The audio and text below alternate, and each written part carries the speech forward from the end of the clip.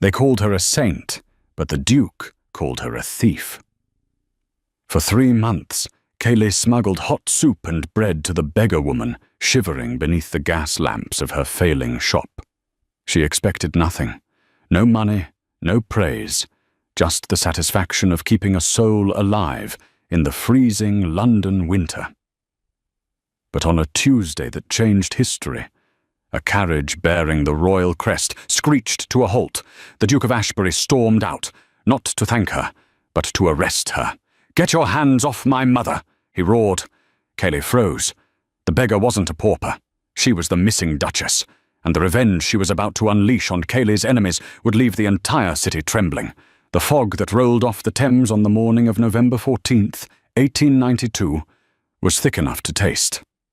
It carried the scent of coal smoke, wet cobblestones, and the distinct metallic tang of desperation that seemed to cling to the residents of the East End. For Callie Bennett, the fog was a blessing. It hid the peeling paint on the sign above her shop, the velvet thimble, and obscured the fact that the display window, once filled with imported French silks, now hosted only a few modest bolts of wool and cotton. Kayleigh adjusted the shawl around her shoulders, her breath pluming in the frigid air of the shop floor. At 24, Kayleigh possessed a beauty that was often overlooked, sharp, intelligent eyes the color of roasted coffee, and hands that were rough from needlework, but gentle in their touch. She was not a woman of leisure. She was a woman of survival. 3 shillings, she whispered to herself, tallying the ledger on the counter. Only 3 shillings and 6pence profit for the week. It wasn't enough. It wasn't even close. The rent was due in 4 days, and Frederick Sterling, the landlord whose name was whispered with dread across the district, did not accept excuses. He accepted gold, or he accepted evictions. A soft, rhythmic tapping on the glass of the front door broke her grim reverie. Carly didn't need to look up to know who it was. It was 8:15 a.m., like clockwork. She abandoned her ledger and hurried to the back of the shop, where a small pot-bellied stove kept a kettle of broth simmering. It was a simple vegetable broth, carrots, onions, and a few bones she'd bargained for at the butcher's. But it was hot. She poured a generous ladle into a chipped tin mug and grabbed a heel of stale sourdough bread she had saved from her own supper. When Callie opened the front door, the cold bit at her cheeks. Huddled in the alcove, shielded slightly from the biting wind by the shop's protruding bay window, sat the woman. She was a heap of grey rags and misery. Her hair was matted, hidden beneath a filthy woolen cap, and her hands were gloved in dirt. She looked small, incredibly fragile, like a bird with broken wings. "Good morning, Agnes," Kayleigh said softly, crouching down. The old woman looked up. Her face was a map of deep wrinkles, stained with soot, but her eyes, a striking, piercing blue, were surprisingly clear. They were the only part of her that didn't look defeated. "The wind has teeth today, child," Agnes rasped. Her voice was refined, oddly melodic for someone living in the gutter, though Kayleigh had long stopped wondering about it. Poverty stripped everyone of their pasts. On the street, you were just hungry. "It does," Kayleigh agreed, pressing the warm tin mug into the woman's shaking hands. "Drink this. I put extra pepper in it today. It helps the blood." Agnes didn't drink immediately. She held the mug with both hands, closing her eyes as the warmth seeped into her frozen palms. "You give too much, Kayleigh. I see the lights go off early in your shop. I see the customers, or the lack of them." Kayleigh forced a smile she didn't feel. "Business is just slow before the Christmas rush, Agnes. Don't you worry about me. Worry about keeping warm." "You are a fool," Agnes muttered, though she took a sip of the broth, sighing as the heat hit her stomach. "A kind fool. The world eats kind fools for breakfast." "Then I hope I give the world indigestion," Kayleigh quipped. Agnes let out a dry, crackling laugh. "You have spirit. I like that.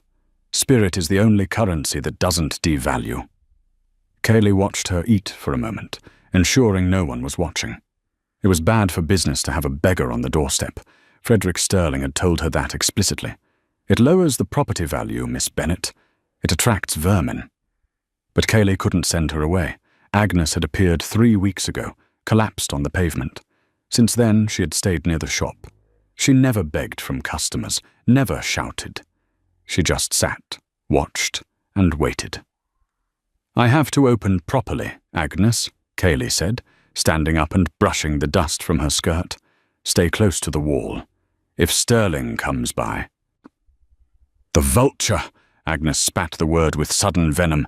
"If that man comes by, I shall make myself invisible. Go, sell your linens."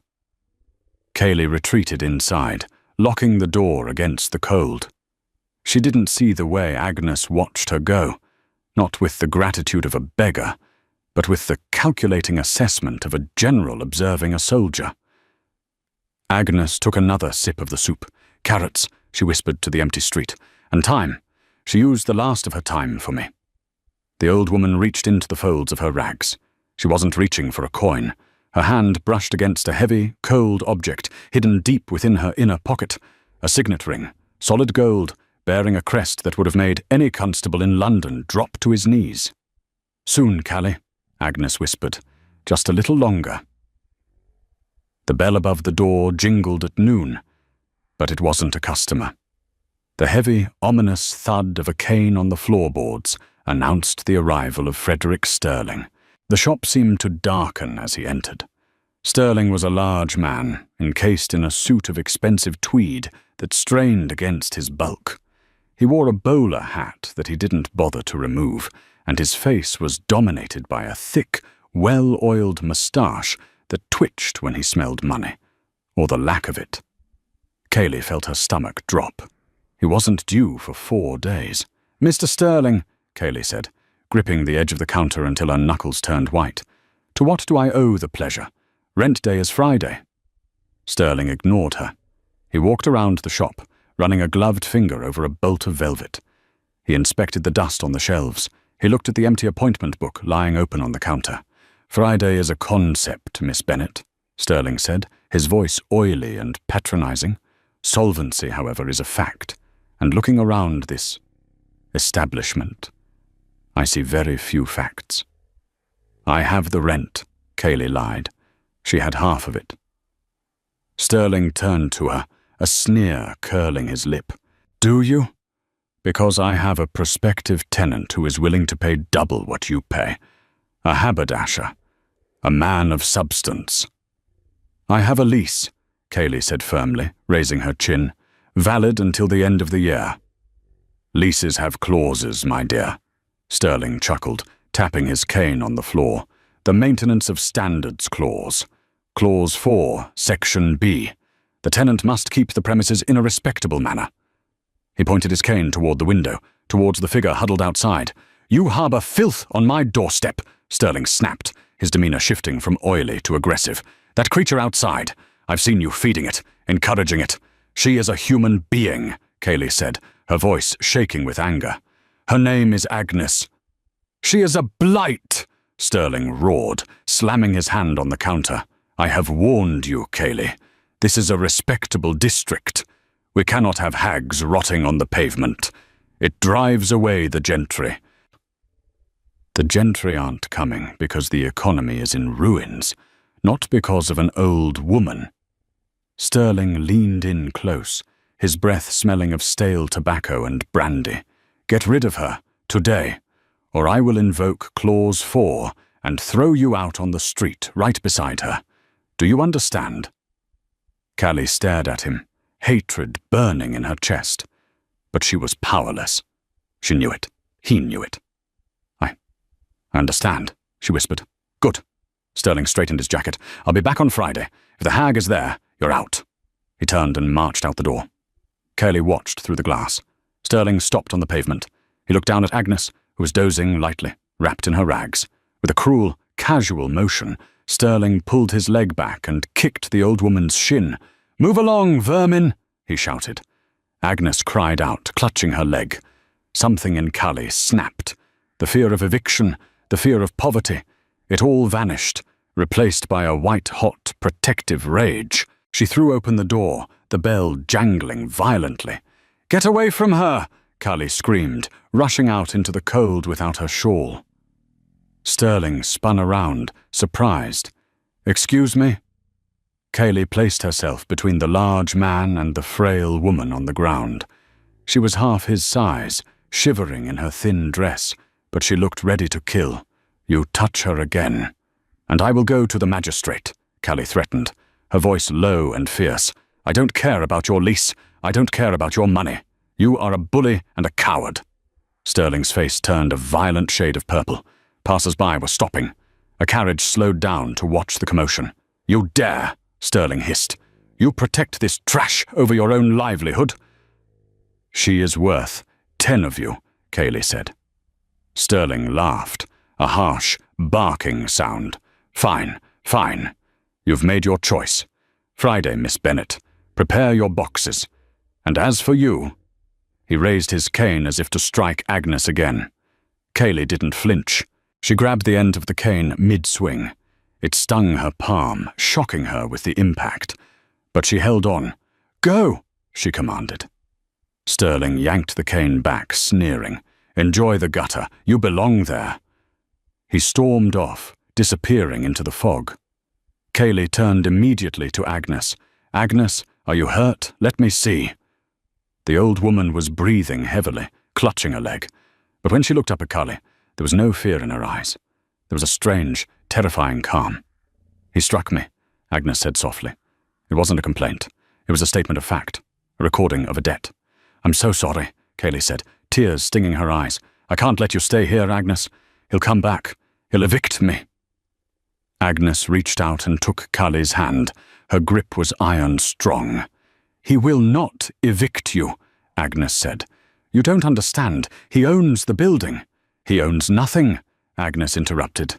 Her voice had changed. The raspy beggar tone was gone, replaced by the clipped, aristocratic diction of high society. "Help me up, Kaylee." Kaylee blinked, confused by the sudden shift. She hoisted the woman up. "I need to write a letter," Agnes said, dusting off her rags with a dignity that seemed absurd for her attire. "Do you have paper? And a wax seal?" "Yes, inside."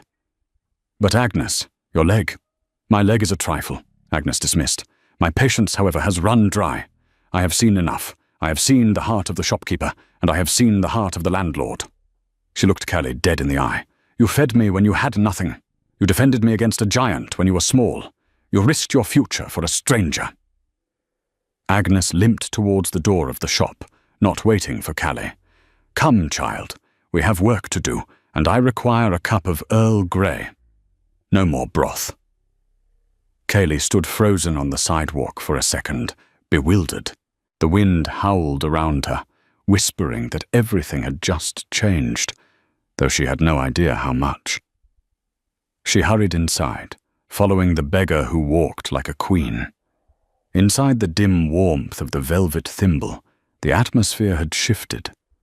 Agnes sat at the small mahogany counter, not like a beggar seeking warmth, but like a magistrate presiding over a court. Callie moved around her nervously, retrieving her best stationery, a creamy, heavy-set paper she had been saving for invoice letters that she never had the stock to send. "Here," Kaylee said, placing the paper and a quill before the old woman. "Agnes, are you sure about this? If you need help, I can take you to the parish. They have beds." Agnes dipped the quill into the inkwell with a practiced, elegant wrist movement that startled Kaylee. A beggar's hands usually shook from gin or cold. Agnes's hand was steady as rock. "I do not require a parish, Kaylee. I require my son," Agnes said, the nib scratching loudly against the silence of the shop. She wrote quickly. Kaylee couldn't help but glance at the script. It was flawless calligraphy, sharp and aggressive. To Arthur, the experiment is concluded. The patient has survived, though the infection in London is worse than we feared. Come to the address below. Bring the carriage, and bring the solicitors. Mother. Kaylee stared. "Your son?" Agnes didn't answer. She folded the letter with precise creases. "The candle, Kaylee." Cayley brought the wax candle closer. Agnes allowed the red wax to drip onto the fold of the paper. Then she reached into her rags and pulled out the ring Cayley had glimpsed earlier. She pressed the ring into the soft wax. When she pulled it away, Cayley gasped. The impression was perfect, a shield flanked by 2 roaring lions, surmounted by a coronet. It wasn't just a crest. It was a symbol Cayley had seen in the newspapers, usually associated with land deeds, shipping empires, and the highest echelons of the peerage. "The House of Ashbury," Cayley whispered, her hand flying to her mouth. That's the Duke's crest." "He is a stubborn boy," Agnes said, wiping the soot from the ring and tucking it back away. "But he comes when I call." She handed the letter to Cayley. "You must deliver this. Do not use the post. Take a hansom cab. Here." Agnes produced a gold sovereign from her boot, a coin worth more than Cayley made in a month. "Go to number 1, Grosvenor Square. Give this only to the head butler, Mr. Henderson. Tell him the Sparrow has landed." Cayley held the gold coin as if it were burning her palm. "Agnes, who are you?" Agnes looked at her, her blue eyes softening for the first time. "I am the Duchess Dowager, Catherine Agnes Ashbury. But for the last 3 months, to the blind fools of this city, I was just a hungry ghost." Cayley felt the room spin. The woman she had fed soup to, the woman she had defended against Sterling, was one of the wealthiest women in England. "Why?" Cayley asked, her voice trembling. "Why sit in the cold? Why beg?" "Because, my dear," Agnes said, her voice darkening, "my late husband left a will that worried me. He believed the heart of our city was rotting. He believed the wealthy had forgotten the poor, and that the poor had lost their honor. My son, the new Duke, laughed at this. He said the poor were poor because they were lazy, and the rich were rich because they were virtuous." Agnes gestured to her rags. "We made a wager. I told him I would survive 3 months on the streets with nothing but my wits. If I found no kindness, he would be right, and I would retire to the country. But if I found one soul, just one, who gave without expecting return, then he would have to change the way he runs the empire." She smiled at Cayley.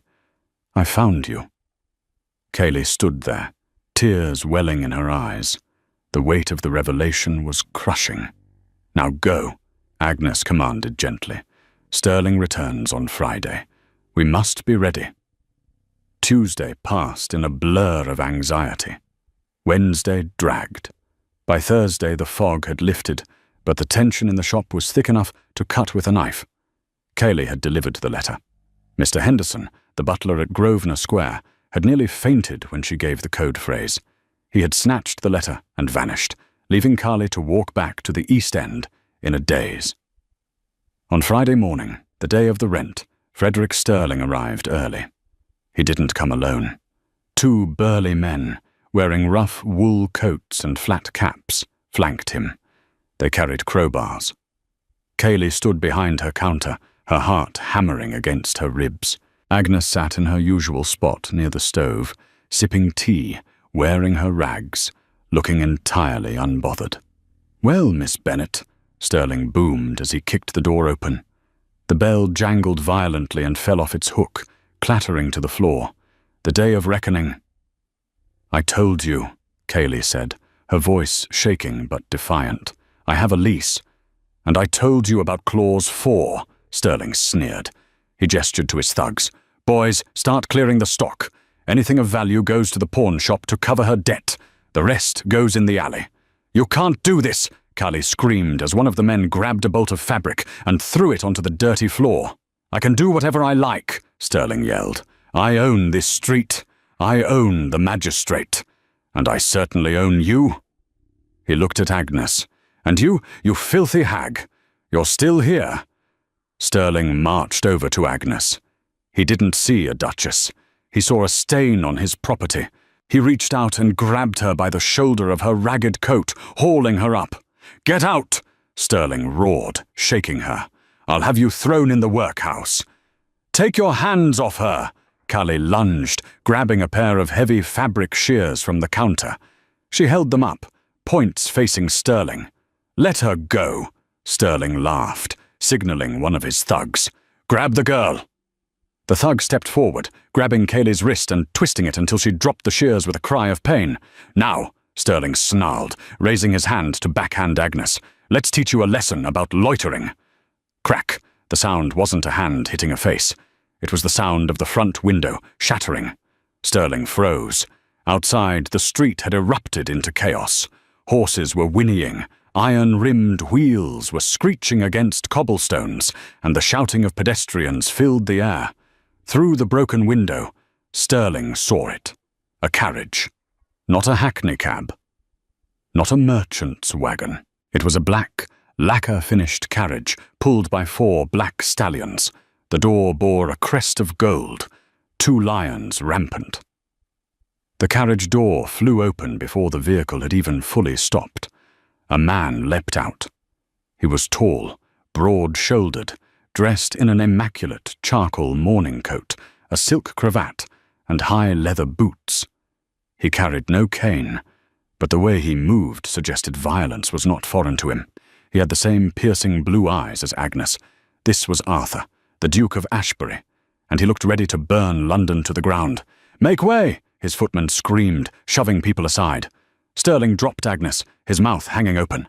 The Duke!" Sterling instantly smoothed his jacket, his face transforming from a mask of rage to a mask of sycophantic grovelling. He stepped over the broken glass, bowing low. "Your Grace!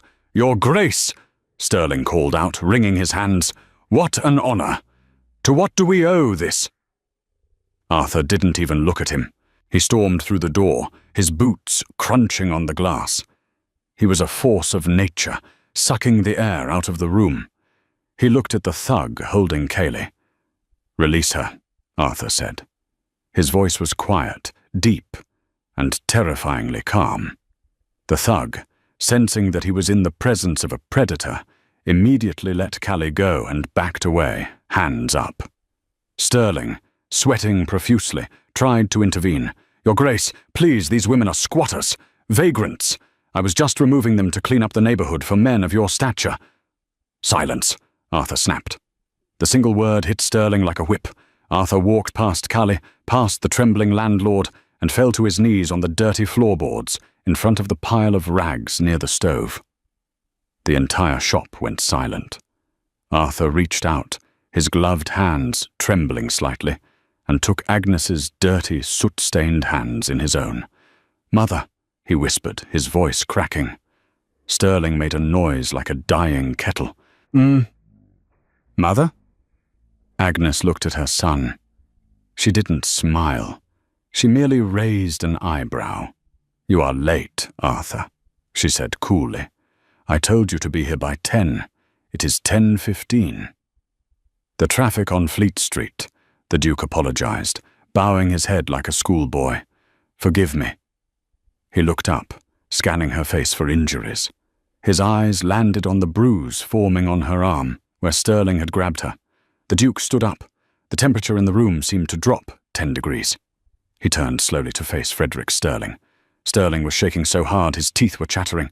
Your Grace, I had no idea. She was dressed in—" "You laid hands on her," Arthur said. He began to unbutton his white kidskin gloves, pulling them off one by one, with agonizing slowness. I was just doing my job," Sterling squeaked.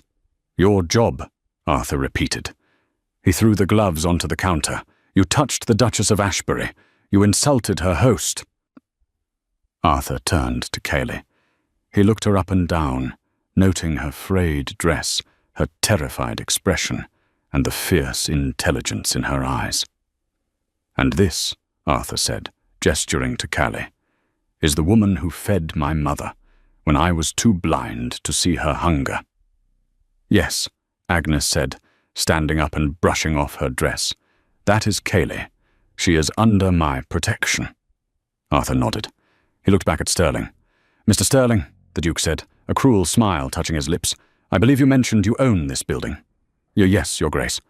"Not anymore," Arthur said. "I bought the bank that holds your mortgage this morning. I called in your debts at 9 a.m. Sterling's eyes bulged. "What?" "You are bankrupt, Mr. Sterling," the Duke said pleasantly. "In fact, I believe you are trespassing on my property." The Duke signalled to his footmen who were waiting at the door. "Remove this filth from my sight," the Duke commanded, "and call the constable. I believe I witnessed an assault on an elderly woman." As the footman dragged a screaming Sterling out of the shop, Arthur turned back to Calais. "Miss Bennet," he said, offering a slight bow, "my mother has told me everything. It seems I owe you a debt that money cannot repay. But—" He glanced around the dilapidated shop. "We can certainly start with money." Cayley looked at Agnes, then at the Duke. I don't want money. I just wanted her to be safe."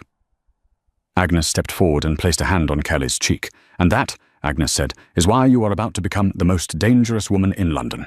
Come, Kelly, close the shop. We are going home." Kelly blinked. "Home?" "To Ashbury Hall," Agnes declared. "You have a lot of work to do. We are going to ruin every man like Sterling in this city, and I need a partner." Ashbury Hall was not merely a house. It was a fortress of limestone and velvet, standing stoically in the countryside just outside of London. For Calais, the silence of the hallways was louder than the bustle of the East End. There were no shouting vendors, no rattling carts, only the soft tick of grandfather clocks and the rustle of maid skirts. It had been 2 weeks since the incident at the Velvet Thimble. 2 weeks of hot baths, silk sheets, and meals that didn't consist of watery broth. Yet, Kylie felt more on edge here than she ever had facing Frederick Sterling. She stood in the library, staring at a wall of books that reached the ceiling. She wore a dress of dark emerald wool, tailored to fit a frame that was slowly regaining its strength. "You are pacing," a voice came from the doorway. Kelly turned. It was Arthur, the Duke. He had discarded his formal city attire for a relaxed smoking jacket, though he still looked every inch the intimidating aristocrat who had crushed a landlord with a single sentence. "I am not used to idleness, Your Grace," Cayley admitted. "I feel useless. I should be working. I should be earning my keep." Arthur walked into the room, pouring 2 glasses of sherry. He handed one to her. "You are not a charity case, Callie. You are my mother's saviour. That makes you the most important guest this house has seen in a century." He took a sip, watching her over the rim of his glass. "Besides, my mother has plans for you, and Agnes Ashbury's plans are rarely idle." As if summoned, the double doors at the far end of the library swung open. Agnes entered. She was no longer the hunched beggar woman. She was transformed. Dressed in stiff black silk with a high lace collar, her silver hair piled high in an intricate coiffure, she looked formidable. The only remnant of the woman from the street was the fierce, calculating intelligence in her blue eyes. "Arthur, stop flirting with the girl and give her the ledger," Agnes commanded, sweeping into the room. Arthur coughed, nearly choking on his sherry. "Mother, I was not—" "You were," Agnes dismissed him. She turned to Callie. "My dear, tonight is the winter solstice ball at the Savoy. Everyone who is anyone will be there, including Lord Harrington." Callie frowned. "Lord Harrington?" "The man who owns Frederick Sterling," Agnes revealed, her voice dropping to a low growl. Sterling was a brute, but he was a small dog on a short leash. Lord Harrington is the one holding the chain. He is the councilman for the district. He is the one who signs the eviction notices for the orphanages. He is the one who pockets the funds meant for street repairs. Agnes placed a heavy, leather-bound book on the table. "While I was sitting on the pavement, pretending to be invisible, I listened," Agnes said. "Men like Harrington and Sterling ignore beggars. They speak freely in front of us because they think we are furniture. I heard dates, I heard names, I heard bribe amounts." She tapped the book. "Arthur has compiled the evidence. But evidence is useless if it is buried in a courtroom. Justice must be public. It must be humiliating." Cayley looked at the book, then at Agnes.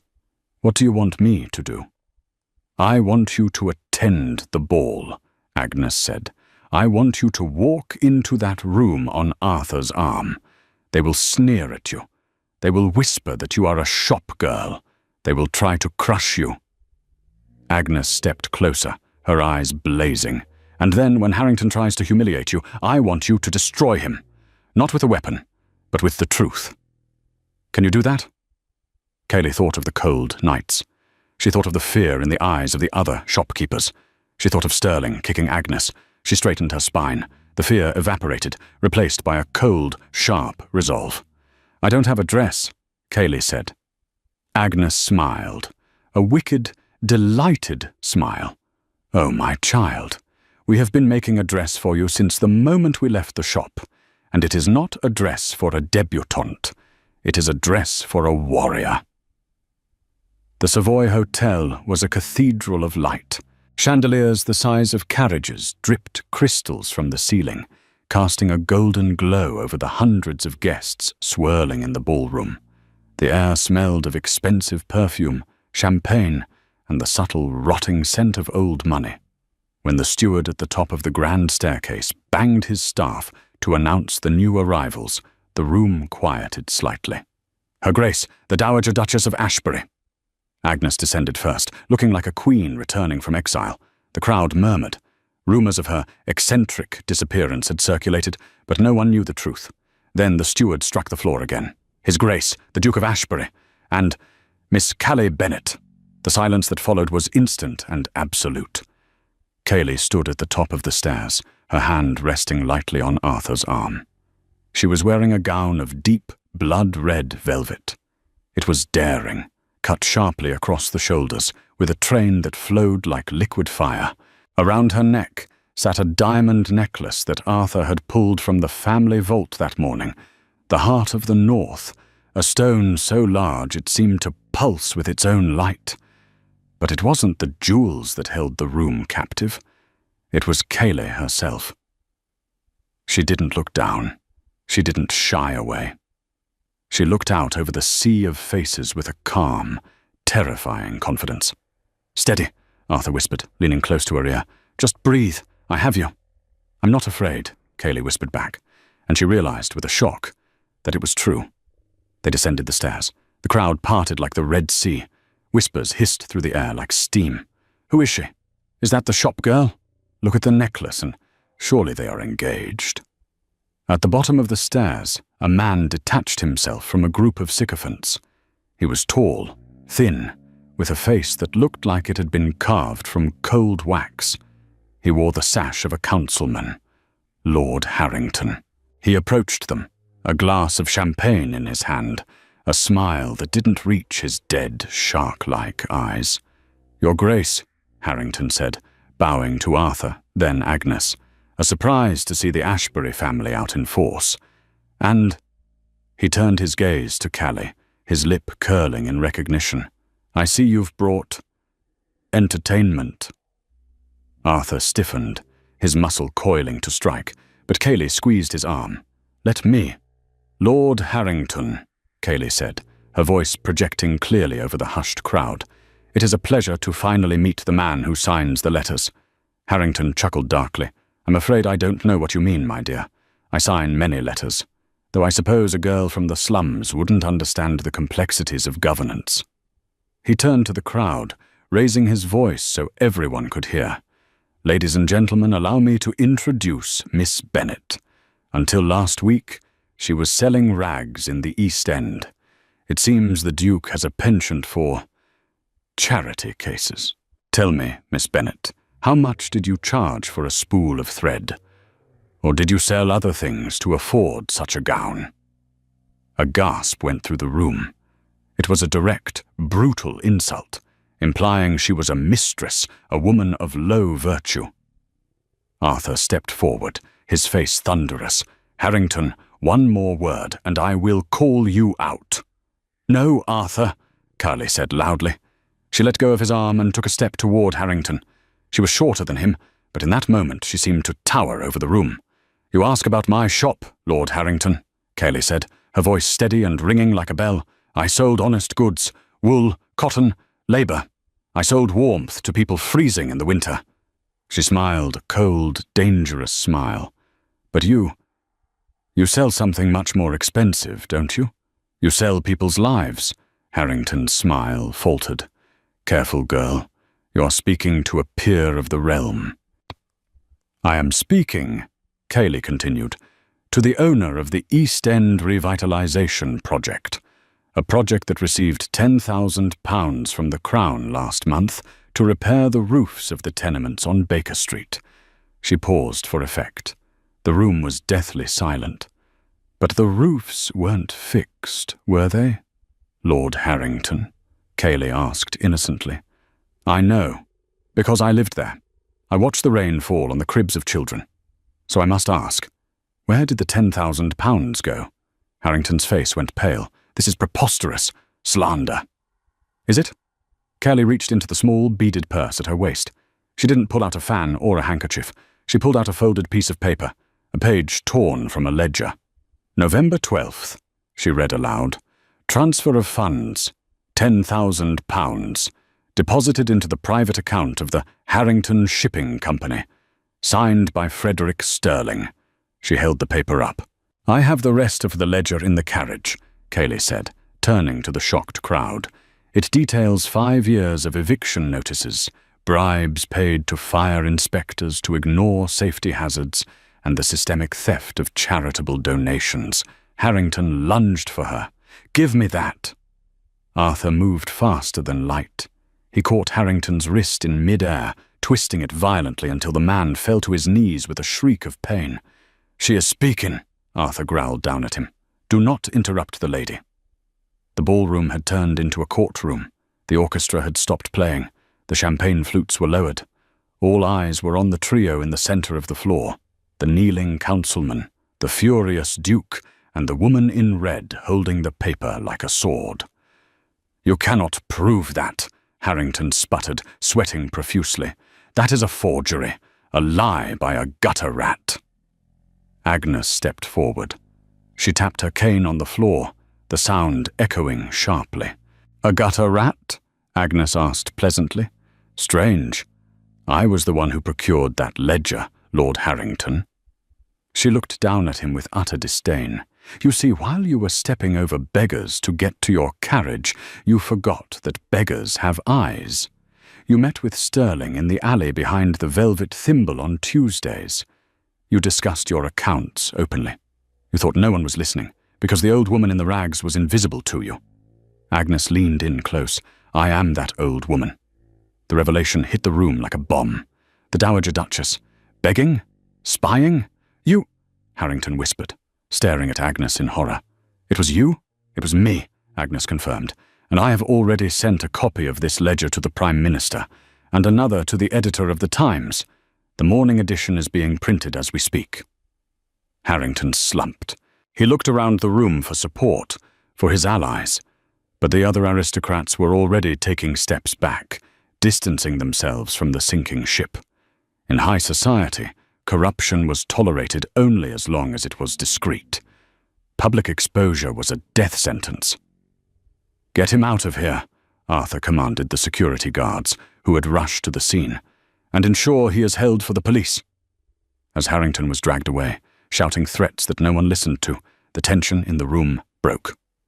Arthur turned to Callie. His eyes were shining with an intensity that made her breath catch. You were magnificent, he said softly. I was terrified, Cayley admitted, her hands finally starting to shake as the adrenaline faded. You didn't show it, Arthur said. He took her hand, raising it to his lips in front of the entire assembly. It was a gesture of immense intimacy and respect. You brought down a tyrant without spilling a drop of blood. The orchestra, sensing the mood, began to play a waltz. Slow, hesitant at first, then swelling.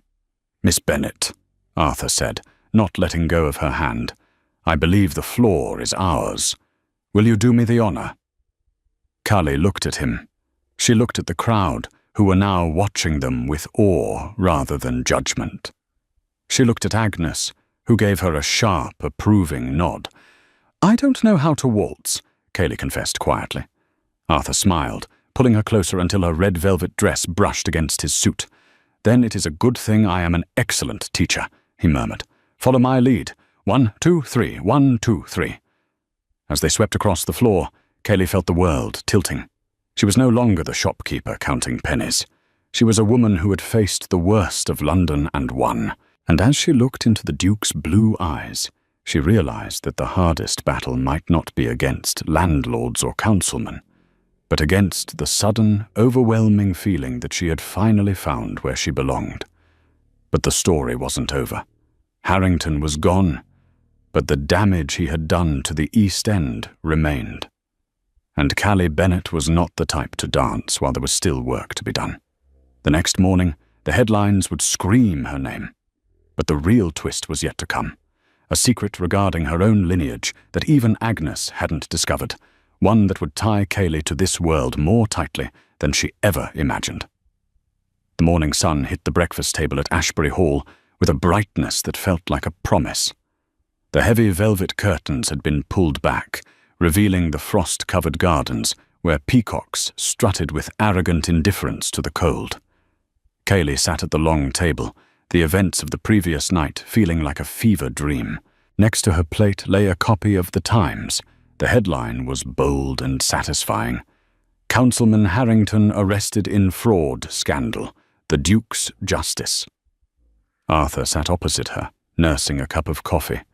He looked tired but lighter, as if a great weight had been lifted from his shoulders. The police found Sterling trying to board a ship to America this morning, Arthur said, tapping the newspaper.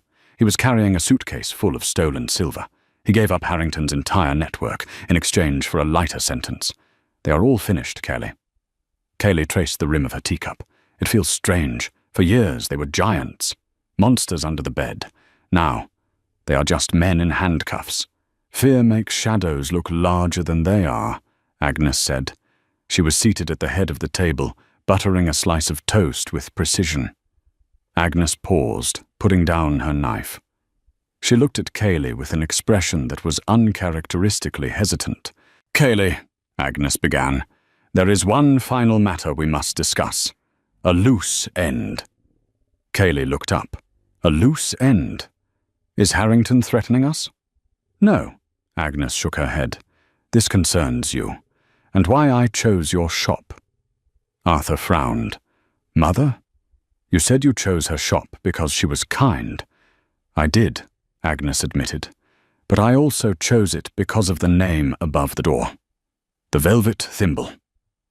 Agnes reached into her pocket and pulled out a small, worn object.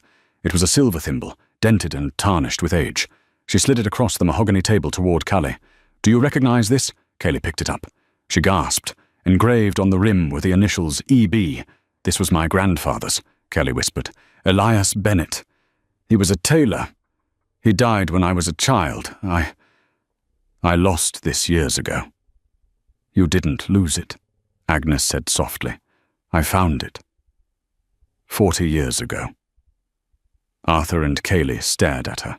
"Elias Bennett was not just a tailor," Agnes continued, her voice taking on a storytelling cadence. "In 1850, he was the finest dressmaker in London. He made the gown I wore to my presentation at court.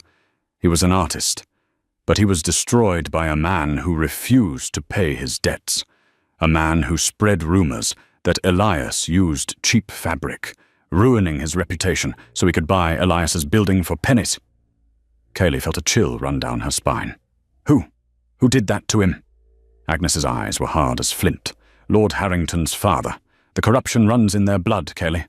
The father destroyed the grandfather. The son tried to destroy the granddaughter." Agnes reached out and covered Kayleigh's hand. "When I saw you in that shop, fighting to keep his legacy alive, I saw Elias in you. I saw his pride. I saw his stubbornness. I knew I had to test you. I had to know if you had his heart, too." Tears streamed down Kelly's face.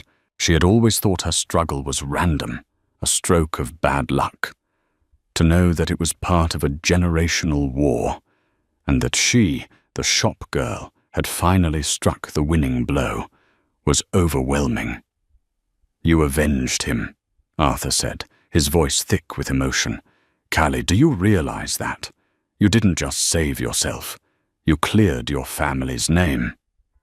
Kayleigh gripped the silver thimble tightly. He died in a rented room, she whispered. He died thinking he was a failure. He is not a failure today, Agnes declared. The Dowager Duchess stood up. I am an old woman, and I have had enough excitement for 1 decade. I am going to the garden to harass the gardener about his roses.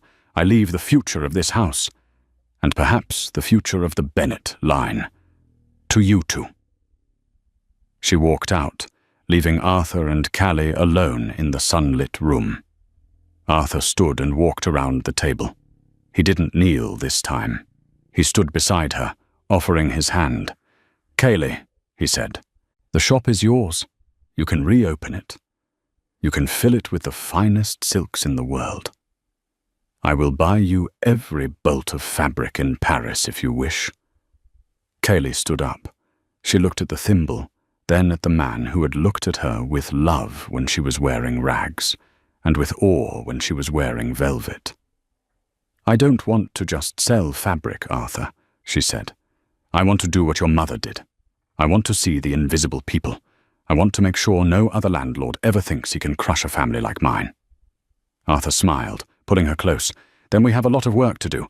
But first, he leaned down, his forehead resting against hers. First, tell me you will stay. Not as a guest, but as the lady of this house. As my partner. Callie closed her eyes, breathing in the scent of him. Wood smoke, coffee, and safety. I will stay, she whispered. But the shop stays open, and I'm keeping the name. The velvet thimble, Arthur agreed, kissing her. Long may it rain. Oh! Outside, the fog had vanished completely. The winter air was crisp and clear, and for the first time in her life, Callie Bennet didn't feel the cold. She felt only the warmth of a fire that would never, ever go out. And so, the shop girl who fed a beggar became the Duchess who changed a city. Callie's story reminds us of a powerful truth. Kindness is never wasted. When Callie gave that hot soup to Agnes, she didn't know she was feeding a duchess. She just knew she was feeding a hungry human being. That single act of compassion became the key that unlocked her destiny and brought down an empire of greed. It proves that character is revealed not when we are watched by kings, but when we are watched by no one. Sterling and Harrington thought power came from money and fear, but they learned the hard way that true power comes from loyalty, courage, and the unbreakable human spirit. If you enjoyed this story of justice served cold and love found in the most unexpected place, please hit that like button. It really helps the channel grow and lets me know you want more stories like this. I want to know what you think. If you were Callie, would you have forgiven the landlord? Or did he get exactly what he deserved? Let me know in the comments below. Don't forget to subscribe and turn on the notification bell so you never miss a new story. I have a shocking tale coming next week about a man who faked his own death to test his wife. You won't want to miss it. Thanks for watching, and I'll see you in the next video.